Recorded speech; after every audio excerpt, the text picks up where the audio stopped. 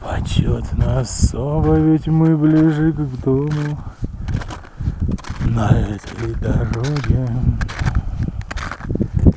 Здесь травной лентой тянутся беды в истории вечной царицы победы. За 30 лет существования звания «Снежный барс» присвоено около 650 человек, по-моему, 660, что-то такое. Ну, каждый год добавляется, естественно. Но это люди, которые ходят на эти семитысячники летом. В основном сезон июль-август. То есть и весной, и осенью, зимой туда никто не ходит, потому что там холодно, ветра, и летом-то не каждый туда поднимается. Вот.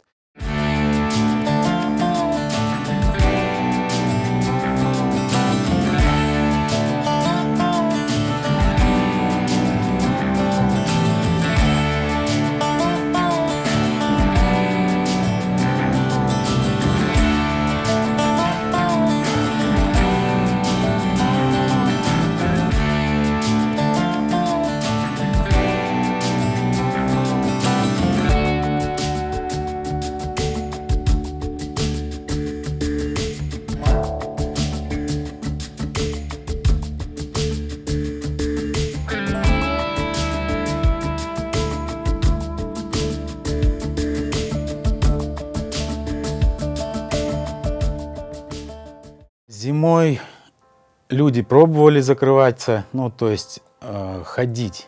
То есть отдельные люди, отдельные экспедиции ходили на отдельные вершины, но так, чтобы сходить все 5, ни у кого не получалось. Ну, нашей команде после того, как все сходили летом, захотелось попробовать зимой. Это как бы само собой, мне кажется. Когда ты доходишь до какой-то ступени, дорастаешь, тебе хочется на ступень выше. Ну, так все и началось. Осенью мы с Алексеем Усатых сидели у меня на квартире, что-то разговаривали. И как-то пришла мысль, почему бы нам не попробовать самим организовать экспедицию, но только не на Победу, а на Ленина. Ленина считается самым простым семитысячником. Ну, там мало технической части, просто надо взойти и спуститься. Вагончик тронется, перрон останется.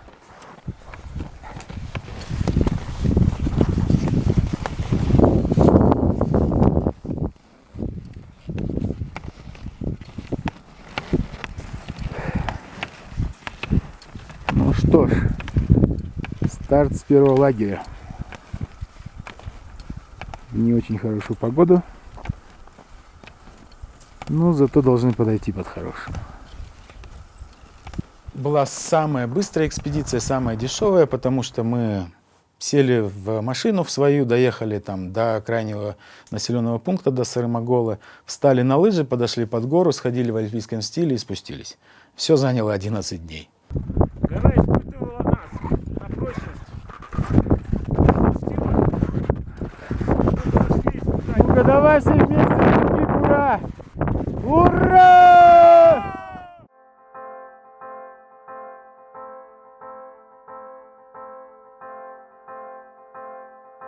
Естественно, появилась мысль, как на Ленина так сходили, еще так быстро, так здорово, давайте мы попробуем на Хантенгри. Хантенгри ходится с Победой с одного лагеря. То есть мысль про Победу у нас как-то сперва она была на заднем плане, потому что Победа это очень серьезная гора, ее летом не каждый год ходят, даже летом. Там много опасностей, непогода, рельеф и так далее. Но потом в процессе подготовки к Хантенгри у нас как-то постепенно там где-то из-под корки вылезла мысль, что надо сразу и Победу пробовать, потому что финансирование мы на вертолет не нашли, а это подход в базовый лагерь 50 километров пешком, ну и отход, соответственно. И мы понимали, что подойти туда, сходить на Хантенгри, спуститься, на следующий год опять подходить, идти на Победу, как-то это, мы же ленивые, 2 раза на одно и то же. Мы за 5 дней подошли в базовый лагерь, в альпийском стиле буквально за 4 дня, по-моему, сходили на Хантенгри. Уже подуставшие, наконец-то вылезло солнышко. Но нам еще много работать. Вот он, Миша. Вот я и на Хане. января 25. Сейчас побегу вниз. Немножко холодно и дует. Парни, видать, не догребли, не знаю, не вижу их. Сегодня годик исполняется моему младшему Степану. Степан, расти большой, здоровый. Живи по совести, все у тебя будет хорошо. Все, до встречи, спущусь в пещере. Что-нибудь еще напишу. Удачи всем!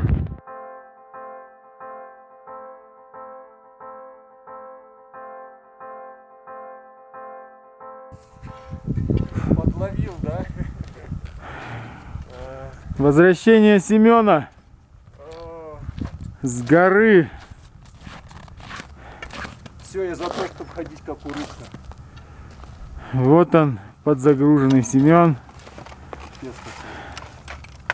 Я ноги себе стер в усмерть. Опять потели? Да, они спотели, и когда не потеют, они начинают у меня намокать. У нас зато смотри, Натирать. смотри, как печка уже дымит у нас. Ты молодец, а водички поставил? Водички поставил, где остальные? Блять, Леху я и не видел. Миша идет, через минут 20-30 будет.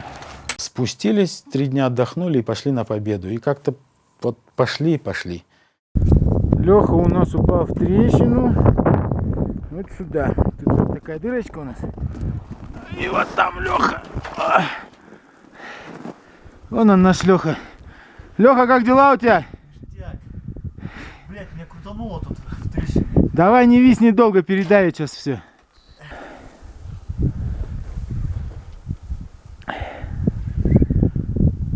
Вылазим на пьедестал. Заключительные перила. Второй день пути от лагеря. Давай, Леха, дорабатывай. Мы почти на пьедестале. Уставший Леха. Наконец-то открылась вершина. Блин, закрылась. Куда-то нам туда. На 4-й день. Поднимаемся на 6000. За 10 дней, ну, с базы в базу сходили на победу вчетвером, то есть малой группой. И повторюсь, что до этого туда ходили 1 раз большой командой. Сходила советская сборная, тогда было 26 человек. Была поддержка малой авиации, поддержка армии. Ну, там, в общем, как было в Советском Союзе, работала машина. Тогда из 26 человек сходило 5.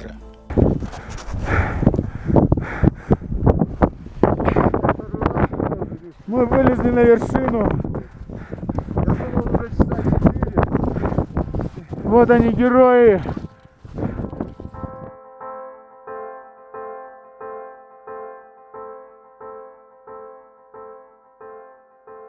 Загремели на весь мир, потому что ни разу, во-первых, второе восхождение в истории на победу,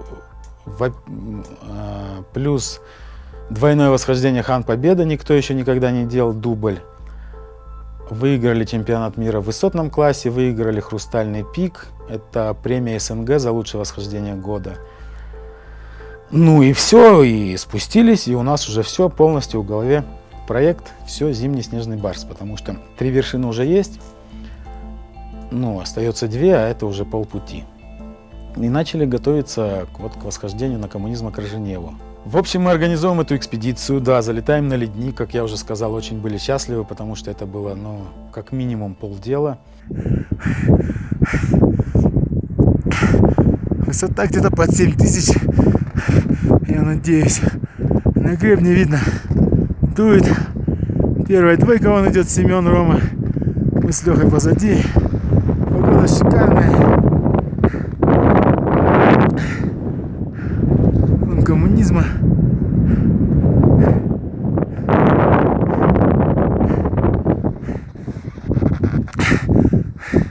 Шестой день пути.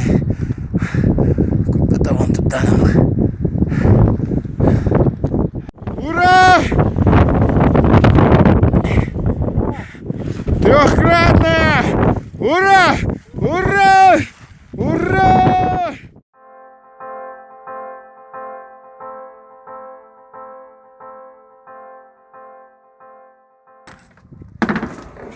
Тут у нас баня уже. Второй. Поздравляю тебя, друг. Молодец. Как это было, Леха? Это было тяжело. Тяжело. Думали, сбегаем по-быстрому. Корнева оказалась так проста. Оказалось. Тяжелая и неказиста жизнь у Лехи альпиниста. Зато я нас не смог снять наш приход, села батарейка, а пока ты пришел, все зарядилось. Ну, маршрут суперский. Логично. Сходили на Корженеву достаточно быстро, сходили по новому маршруту. Маршрут назвали Ольча. У нас буквально за год до этого погибла хороший друг на скалах, очень близкий, Ольга, горожанина, с Бишкека, кстати. И мы назвали маршрут Ольча в честь нее. Спустились, была непогода. Мы 7 дней ждали окно. Ну, окно — это так называемое, когда ветер стихает. Где-то там на горизонте замаячило какое-то окошечко, как мы сейчас говорим, форточка даже. Мы попробовали, вышли на 6000. 31 января. Вот вышли с базы.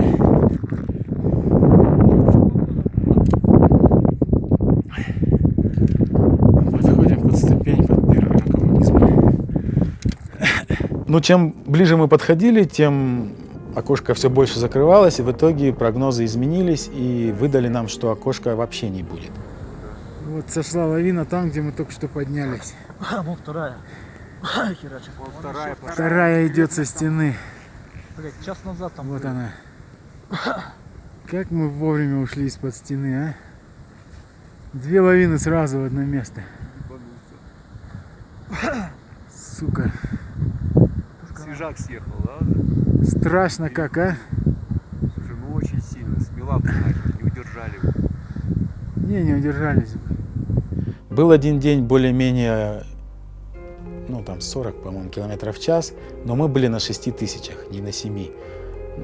Естественно, нам захотелось все-таки попробовать, хотя бы попробовать.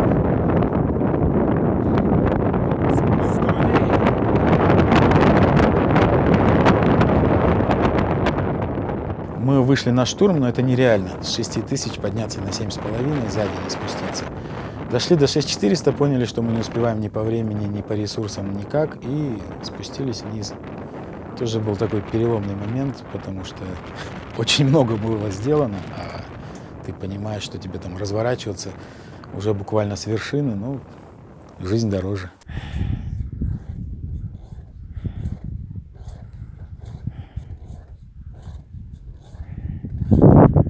Все-таки сделали попытку штурма. Безумную, конечно, с 5900. Но у нас не было другого выбора. Сегодня единственный день погоды. Хотя как погода, вот она вершина. Подзатянуто, видно, дует там. Но это лучшие прогнозы на сегодняшний день. Поэтому сделали все-таки мы эту попытку. На 6400 поняли, что мы не успеваем засветло сходить. И решили спускаться. Все. Домой.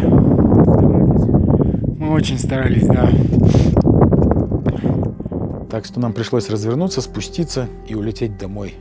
Очень грустными. С одной стороны, очень радостными, потому что мы все-таки сходили в Корженевскую, сходили по новому маршруту, за который, кстати, тоже получили хрустальный пик. 2-й год подряд. Вот. Но мы не сходили коммунизма, то есть цель осталась. И причем мы понимали, что надо, чтобы сделать, чтобы туда еще раз прилететь, еще раз попасть, еще раз все это организовать.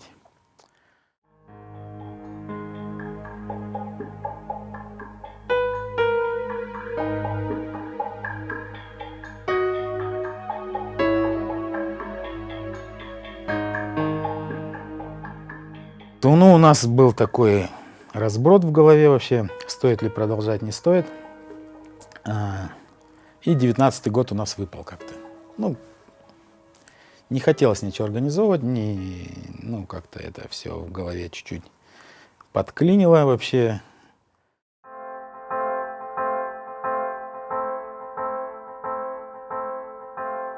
Мы усилили команду. В итоге нас получилось 13 человек. Установили лагерь и пошли под стену смотреть маршрут. То есть маршрут я выбирал еще дома, предположительно новый. По стене там много критериев, почему по стене, а не по классике. Во-первых, на стене не дует зимой. То есть классический маршрут идет по гребню, он все время продувается. На стене не дует. Во-вторых, нами был выбран такой маршрут, с которого не сыпят лавины. Ну, то есть ровный маршрут по стене, на стене не скапливается снег. Было провешено 30 веревок. Веревка в альпинизме 50 метров, это стандартная.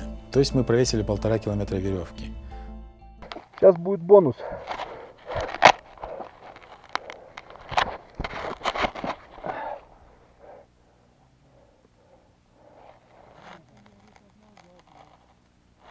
А вот и бонус. Короче,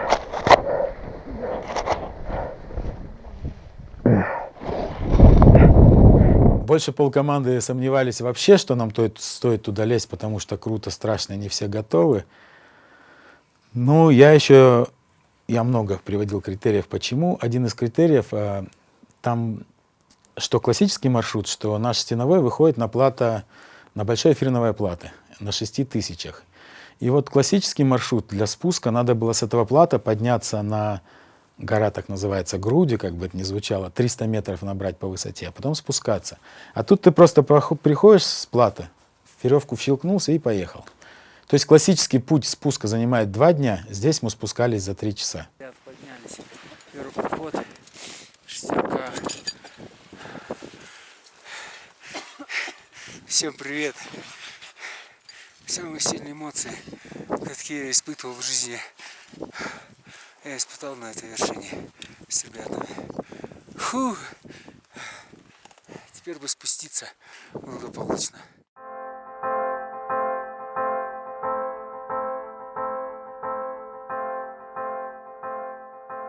В общем, из этих 2 четверок не сходил я и Леха Усатых. Встал вопрос. Вроде бы экспедиция закончена, но проект не закрыт, потому что Миша Данечкин не был с нами на Корженеве, а сейчас сходил на Коммунизма. А мы с Лехой оба были на Корженеве, но не сходили на Коммунизма. Да. Но мы отдохнули денек, подумали и решили, что Мишина четверка уходит на Корженеву. Как раз, если Миша сходит, закроет зимнего снежного барса. Мы с Лехой пробуем еще раз Коммунизма. Про Алексея Усатых я еще отдельно расскажу. Ему год назад сделали операцию открытую на сердце. Ему поменяли клапан. И врачи вообще сказали, что ему даже там по лестнице нельзя будет ходить. Мы подошли не в штурмовой, а в лагерь ниже. И нам с базы передали, что все, парни, погода накрылась. И того, что прогнозы обещали, уже нету. Ну, мы посидели, подумали, что если мы сейчас уйдем вниз, ну, это будет все, больше попыток не будет.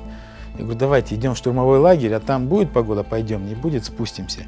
Мы просто были счастливы от того, что мы поднялись в штурмовой лагерь. Потому что не было тех прогнозов, было достаточно, дуло, конечно, не штиль, дуло, но погода была для зимы там 1 на миллион.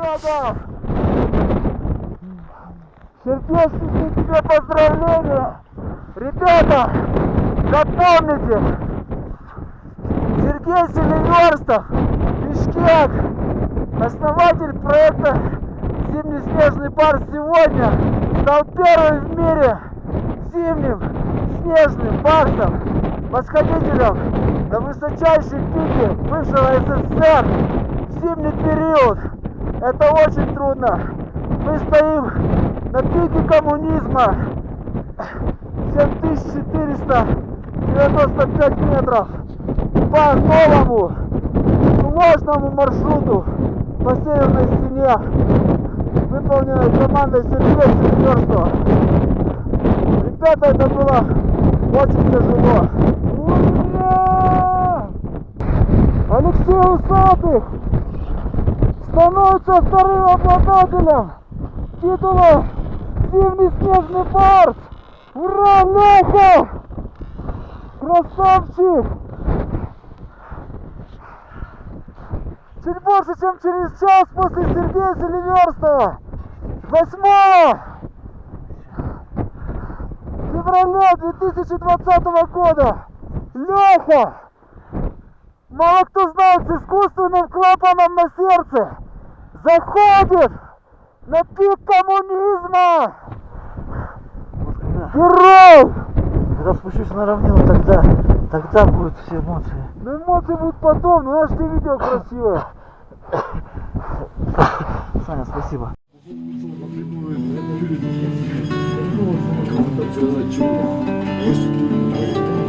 Ты открывал ночь, все, что могли позволить, маски скрывал прочь, душу держал в неволе, пусть на щеке кровь.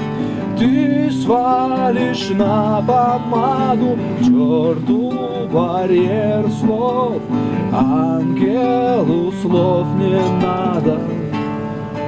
Мы не ангелы, парень, нет, мы не ангелы, темные твари, сорваны планки. Если нас спросят, чего мы хотели бы, мы бы взлетели. Мы бы взлетели, были ангелы, парень, нет, мы не ангелы. Там на пожаре утратили ранги, нету в таким ни любви, ни доверия. Люди глядят на наличие перьев, мы ангелы, парень.